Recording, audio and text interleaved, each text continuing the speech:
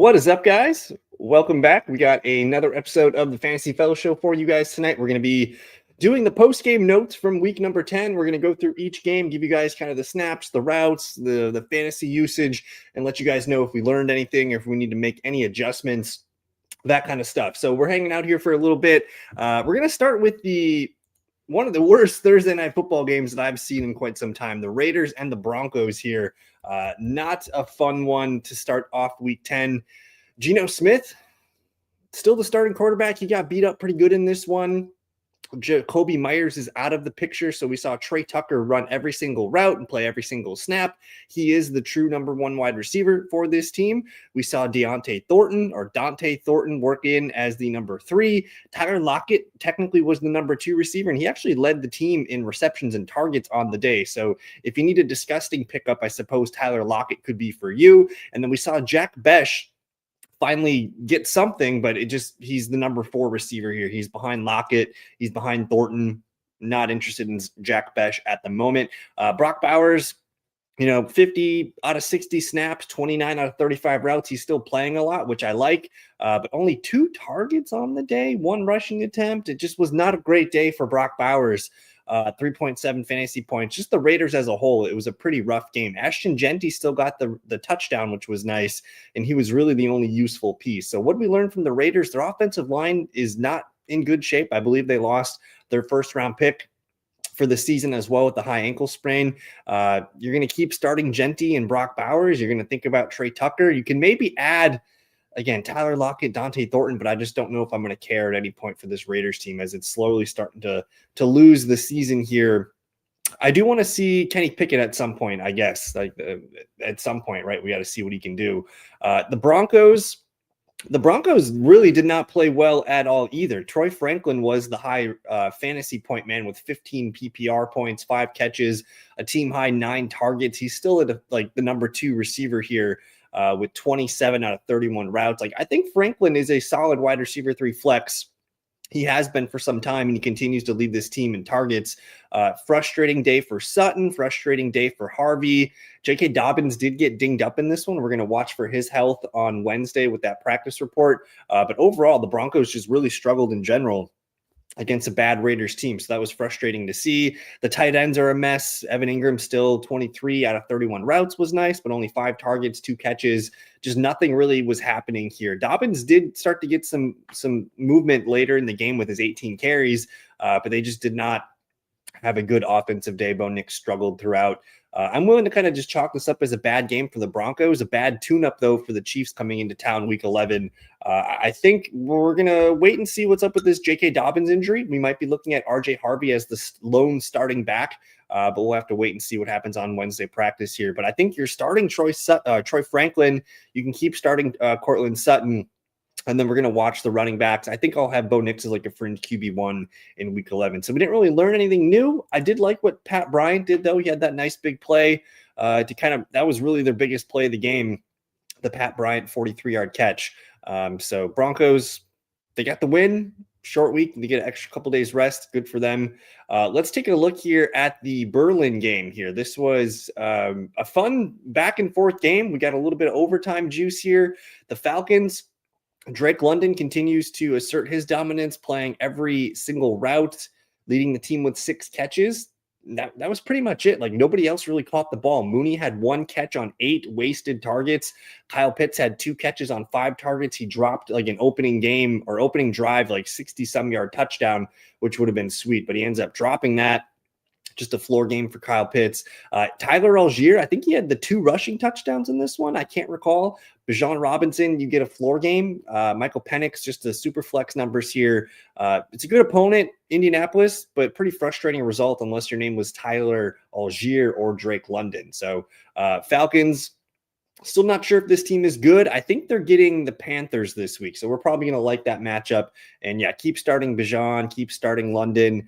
Kyle Pitts is still a low-end tight end 1 option for you if you need it. And then Penix, just a super flex thought. I'm probably cool with dumping Darnell Mooney. I did like that he got 8 targets, but him and Penix don't really quite have that chemistry going right now that I'm looking for.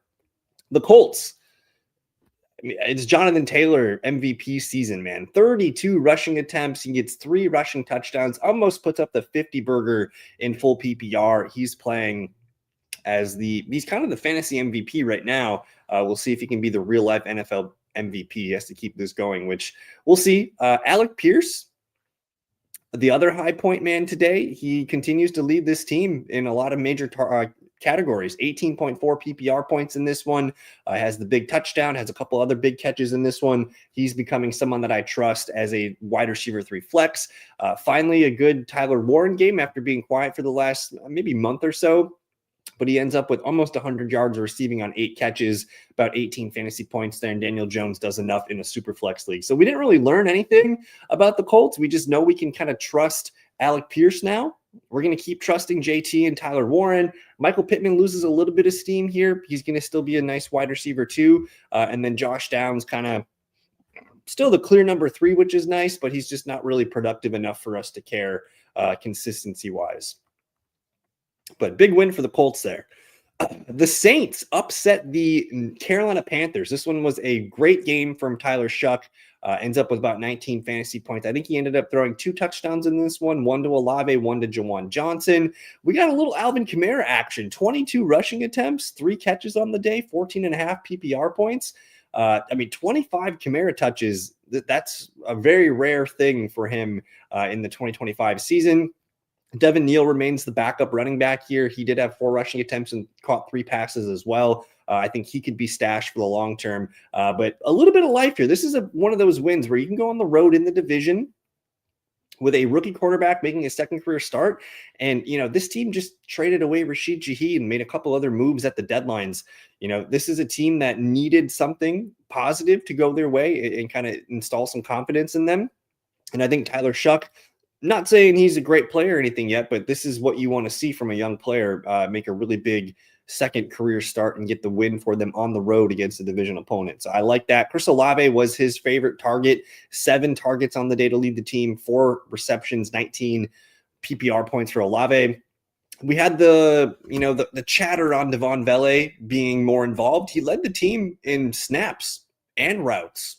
So didn't really lead to fantasy success. He did only have 3 targets, but he caught one of them, 2.5 points. He's just a name to kind of keep in deep formats. He's going to be on the field more than Cooks, more than the other guys.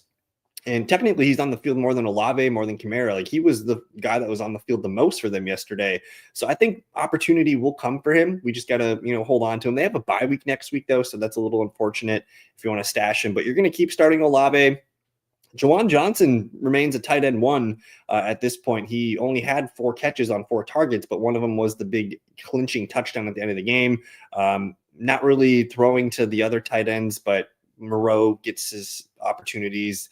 Taysom Hill gets some opportunities, things like that. This team ran the ball a lot yesterday, playing from a lead most of the day. So good game from the Saints. You're going to keep starting Olave, Kamara, consider Jawan Johnson, and then definitely think about Shuck in Superflex leagues after the bye. Pretty ugly day from the Carolina Panthers. Rico Dowdle gets you a touchdown, which is nice. You get your 15 PPR points.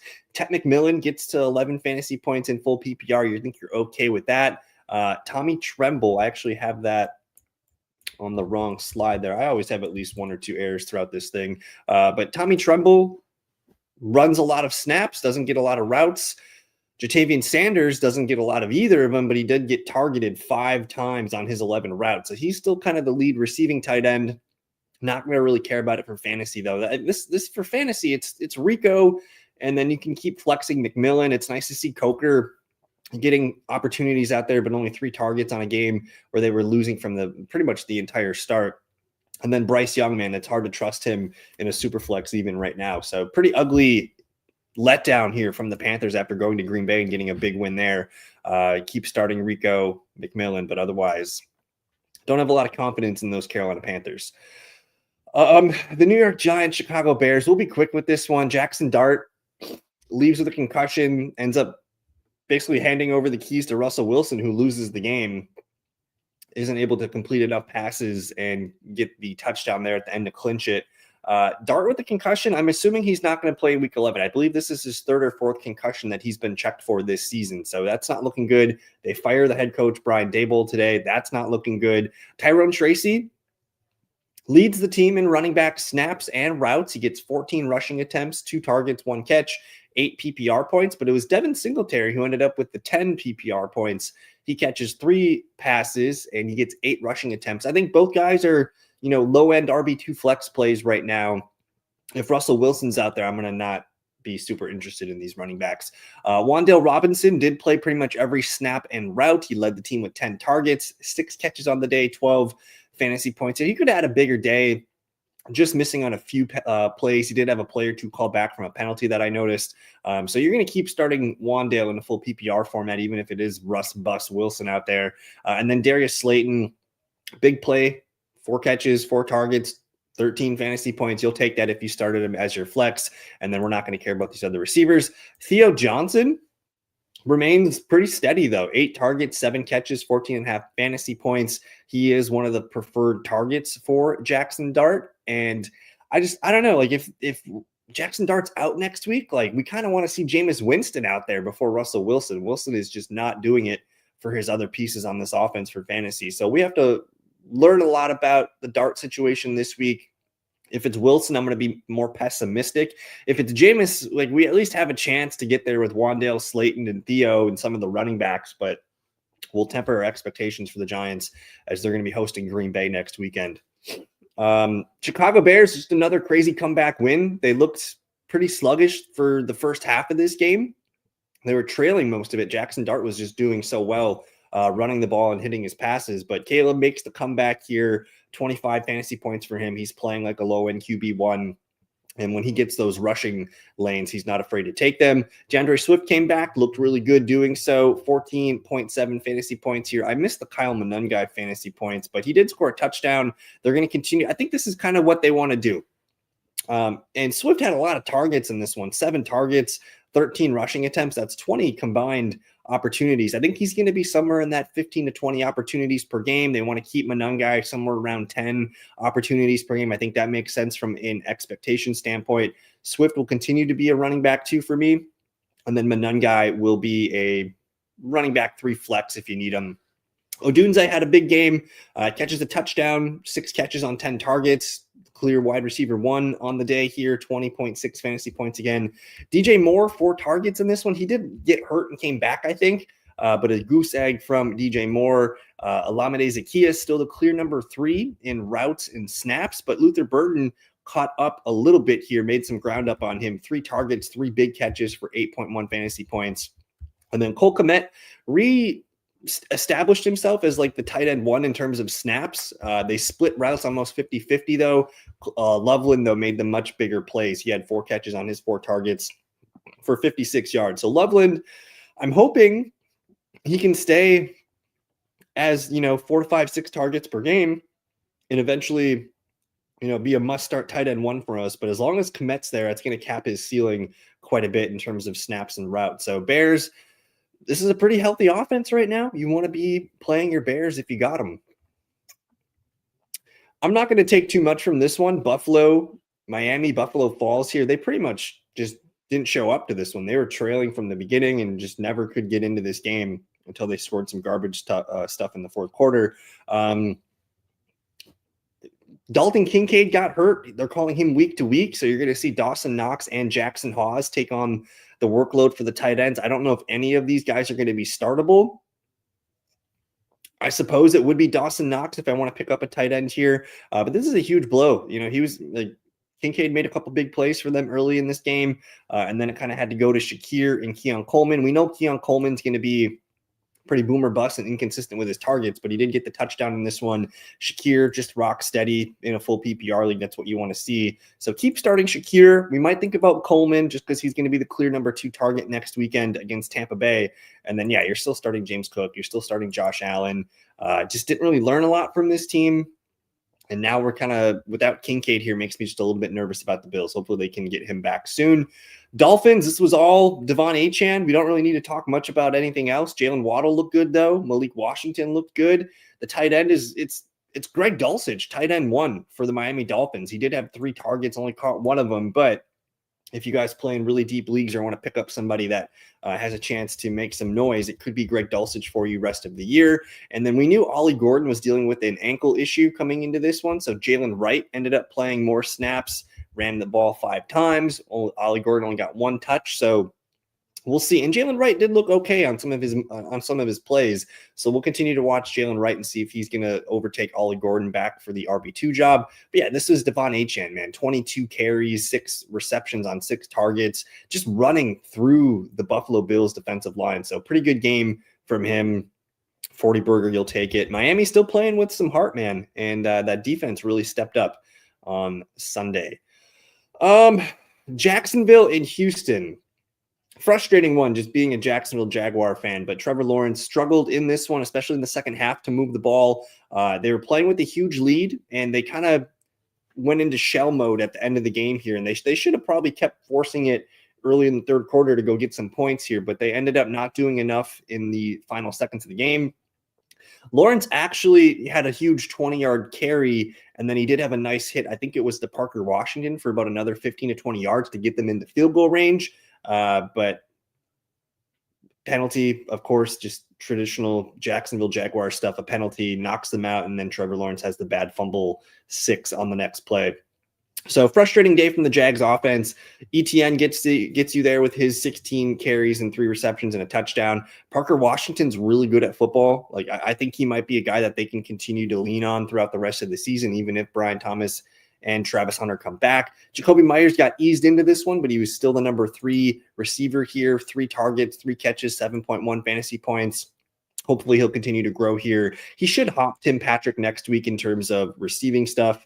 And then tight end, Brenton Strange is going to have his practice window opened up this week. He probably has a chance to play this week, but going forward, it's a tough matchup. They're going to get the Chargers at Jacksonville this weekend. You're going to still start ETN. Parker Washington's a wide receiver 3 flex. Brian Thomas Jr. is a wide receiver 3 flex. Jacoby Myers is a wide receiver 3 flex. And then maybe Brenton Strange is a low-end tight end 1 option if you need it. But not looking good. This was a very winnable game from the Jags. And they fumbled it at the end because of Davis Mills. Davis Mills was fantastic in this one. He goes for 27.5 fantasy points, gets the rushing touchdown to end the game. Woody Marks completely hopped Nick Chubb here, and they were trailing from this entire game. The Texans were down the entire game until the final minute, little 30 seconds of this game. So Woody Marks played a lot, ran a lot of routes. He did get 14 carries, caught a couple catches on his 3 targets. But he looks like the lead back going forward. I just don't think we're going to see Nick Chubb command a bunch of touches the rest of the year. They're going to continue to see what they can do with Woody Marks. Nico Collins finally gets unloaded here with 15 targets, 7 catches, 22.5 fantasy points here. He gets a 2-point conversion. Really sick one-handed snag there in the corner of the end zone. Had a huge 50-yard play at the end of the half. No touchdown, though. The touchdowns went to Jaden Higgins. They went to Dalton Schultz. Woody Marks got one. But better days are ahead for Nico Collins, man. Just wait till he gets those touchdowns rolling. But this is something to keep an eye on here. Jaden Higgins outsnapped Xavier Hutchinson and Christian Kirk. He also ran 26 routes. They're still mixing in Hutchinson, Kirk, and Higgins. That's very frustrating. But I believe this is one of the first times that I've seen Higgins play this much compared to some of the other guys. So he did have 7 targets on the day, 5 receptions, the big touchdown in the fourth quarter, and looks like a guy that could earn some more work here. So he's definitely a guy that's on the up and up. Jalen Noel didn't play a lot, but he did look good on his 4 targets, 4 catches. And then Dalton Schultz, I've continued to rank him pretty highly every week in my rankings. 11 targets, 7 catches, 18.3 fantasy points. Davis Mills, man, he really put this team on his shoulders and had a great second half of this game. So good for him.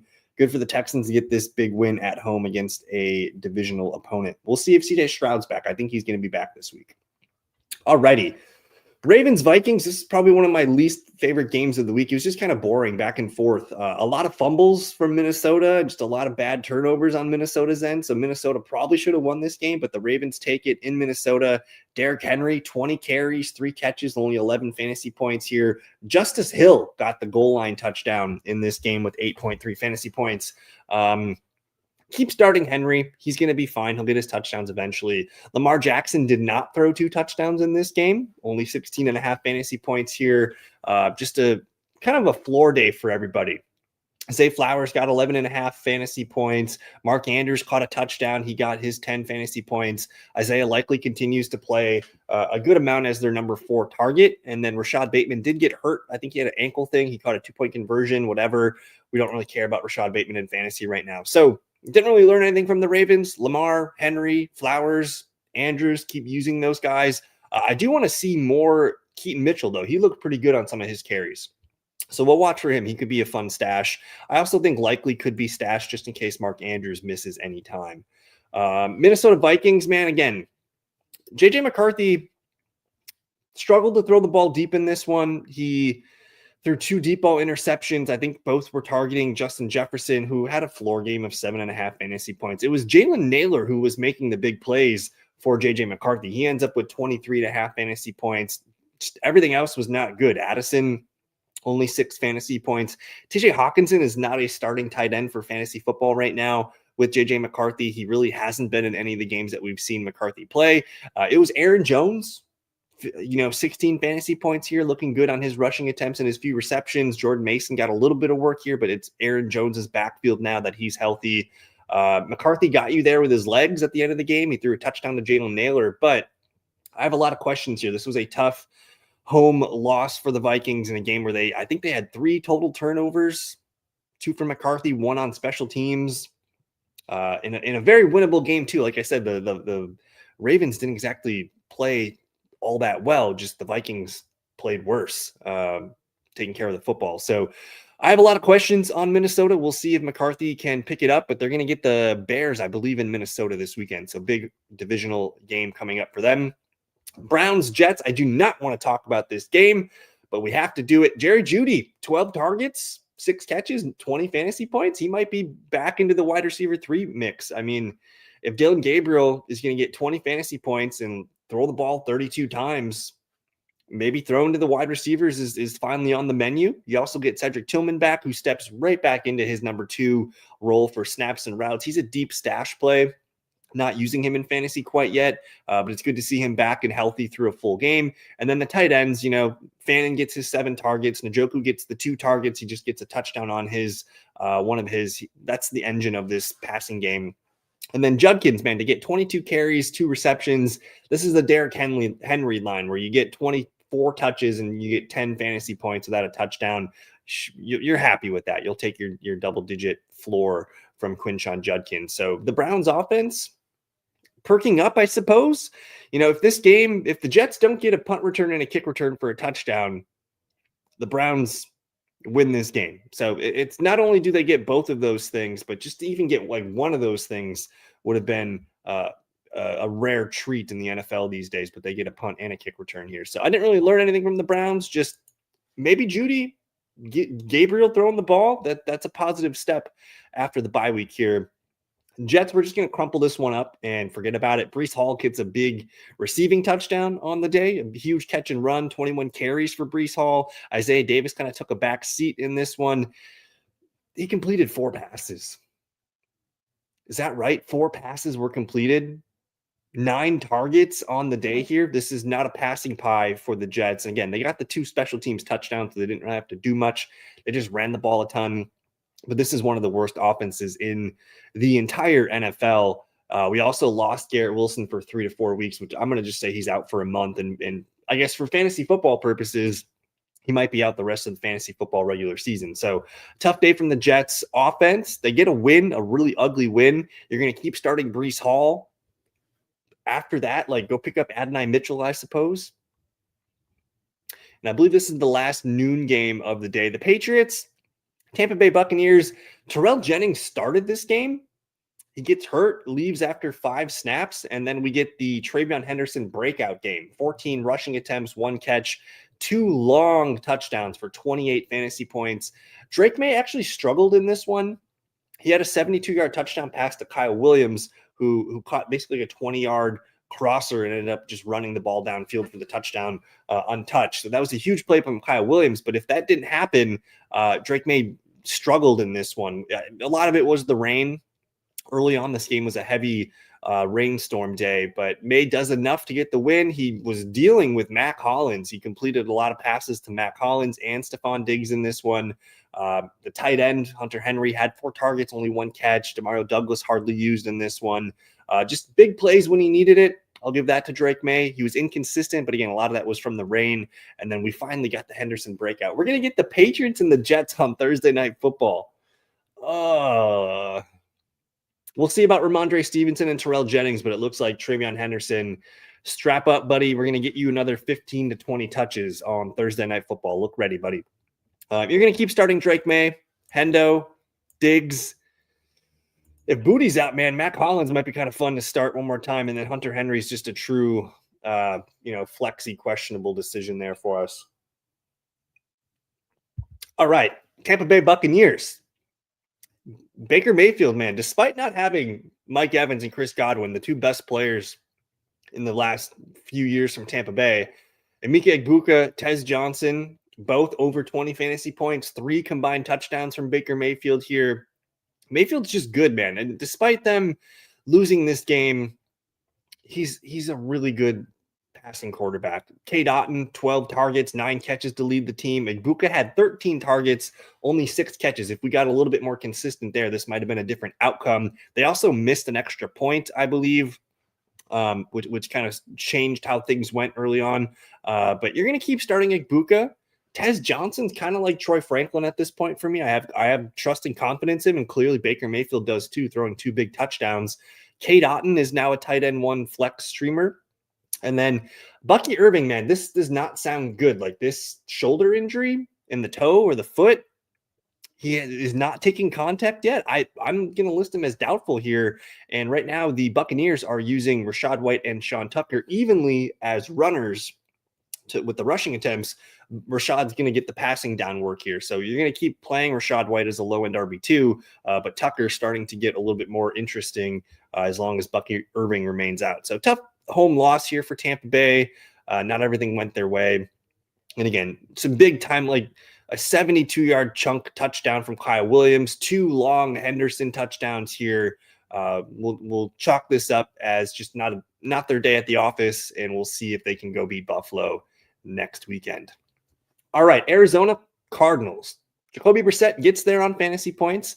Was not an efficient first half at all for this team. Marvin Harrison, 3 catches on 12 targets. We love the targets, but we got to get better with those targets here. Only 3 catches. He does get a touchdown. He almost had another touchdown. It was just inches from being secured, and then it got pushed out by the defender.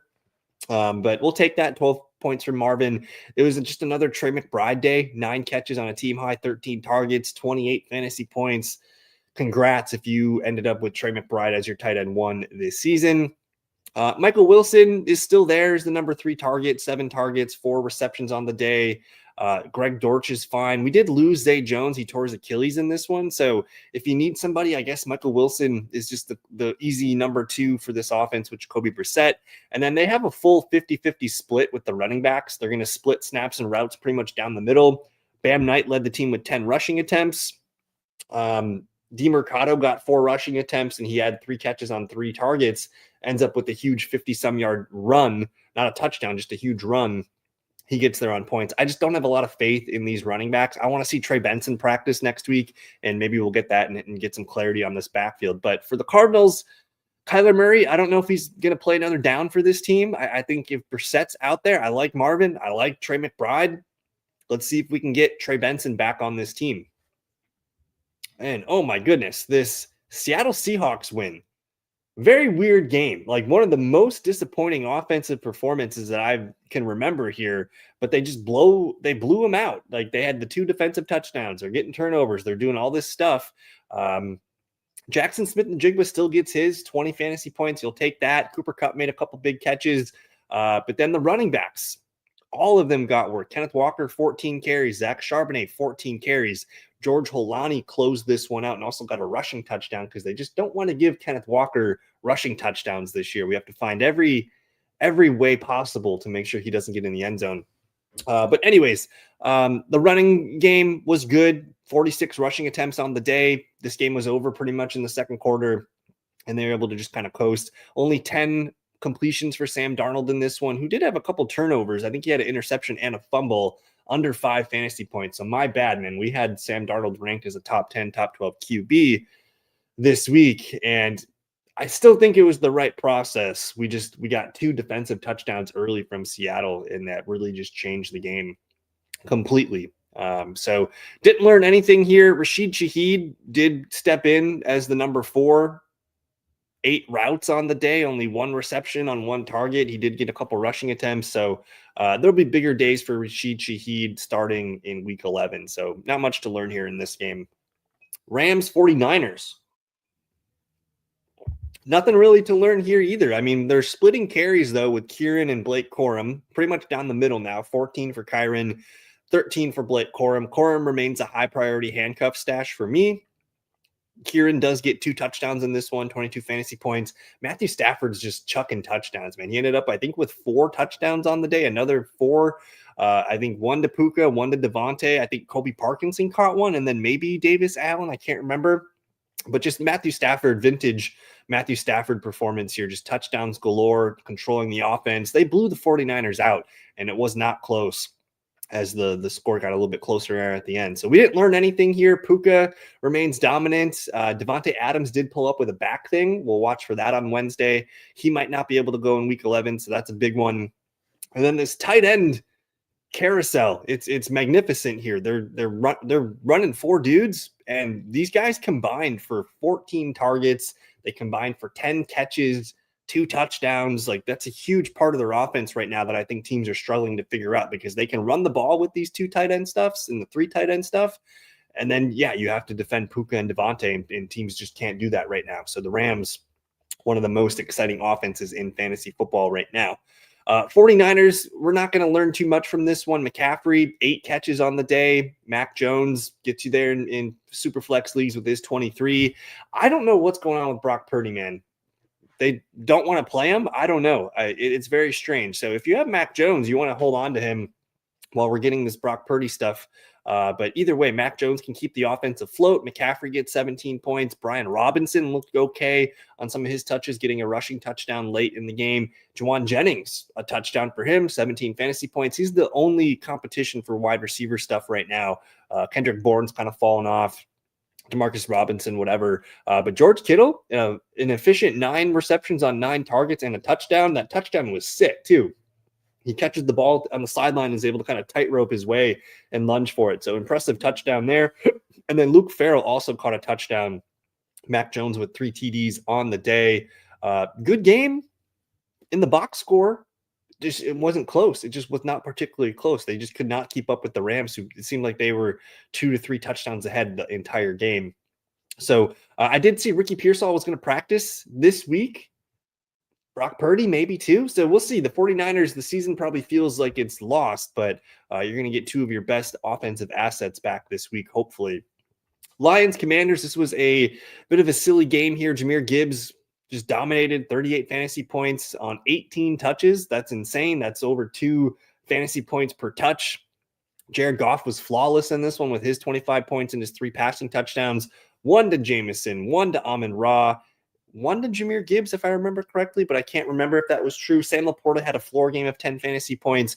This is the same old Lions, man. David Montgomery is kind of the odd man out some weeks here, but you're still going to start Goff, Gibbs, Jameson, Amon-Ra, Laporta, and then Monty is more of like an RB3 for me, a top 30 flex. So you don't feel great about him every week, but if he gets a touchdown, you're going to like your score. So Lions roll in Washington. Didn't really learn much. Still not really playing Isaac Tesla. Khalif Raymond is the number 3 over him. Commanders, what did we learn here? Debo still going to make plays. Zach Ertz is still going to make plays. Treylon Burks was number 2 receiver for this team, so that's one to note. He completely hopped Jalen Lane, Chris Moore, Robbie Chosen, whatever. But this is Debo. They already ruled out Terry McLaurin for week 11. This season's going nowhere fast. Ja'Cory Krosky-Merritt might be the lead back next week, even though Chris Rodriguez hopped him in week 10. Rodriguez left, I think, with a shoulder injury. I don't really want to start Commanders at this point. You can start Mariota in Superflex leagues. If Rodriguez is out, you can maybe start Ja'Cory Krosky-Merritt. keep starting Debo and consider Zach Ertz. But man, this is pretty depressing. A once promising Commanders 2025 season has quickly deflated. And then the Steelers, that was a awful outing last night from this team. I think in all three phases, honestly. Rodgers was not sharp. Receivers were not sharp. The defense was not good. Turnovers, they just kind of didn't show up. Jaylen Warren looked good. He had a cool hurdle. That was the play of the night for the Steelers. Roman Wilson made a garbage time touchdown. But at this point, are we starting DK Metcalf? His floor looks pretty scary right now, 6 fantasy points. I'm going to keep starting Jaylen Warren. You can consider Rodgers in super flex leagues, but I'm pushing DK Metcalf down to wide receiver 3 flex territory. I'm not starting a tight end here because they use 3, sometimes 4 of them. I don't really know what this team is trying to do. They have a tough matchup this weekend. Who do they play? They're going to get the Cincinnati Bengals. So that's going to be good for the fantasy offense. If they can't get it done against the Bengals, then we're going to have our worries here. So you're going to keep starting Warren, Metcalf, and you could probably start Rodgers in Superflex leagues, but pretty big bummer of a game. Kenneth Gainwell got some late touches and some late routes there at the end of the game, but didn't really learn much. Just we're going to hopefully forget about that game and move on. And then the Chargers here. We did lose Oronde Gadsden halfway through this game. He was leading the team, I think, in targets at the time. Sounds like he's going to be okay. Not a major injury. They're calling him day to day. He had a little bit of a knee thing, but I think everything turned up okay. I think it was just a bruise is what they're saying. So good news for Gadsden owners. This was the McConkey big plays, big timely plays when they needed him. Only 4 catches, but one was for a huge touchdown. Also had a long catch and run. Congrats to Keenan Allen on the Chargers all-time receiving record for receptions. Bad fantasy night for Keenan Allen, but a huge milestone nonetheless. And then Quentin Johnston, after that goose egg a couple of weeks ago, they're making it a point to keep him involved. 9.2 fantasy points. Like, I'd rather keep playing Quentin Johnston than DK Metcalf at this point. And then the Chargers were just able to run the ball. Kamani Vidal, 25 carries, 18 points. Justin Herbert didn't really have to do much in this one. He did throw the ball 30 times, but a lot of it was dink and dunk kind of stuff here. The offensive line still in flux, but good, solid performance at home from the Chargers. Again, didn't really learn much. Hopefully going to get Amari and Hampton back week 13, and then we can figure some things out. But that's going to do it for me, guys. I'm going to, I don't know what is going on up there.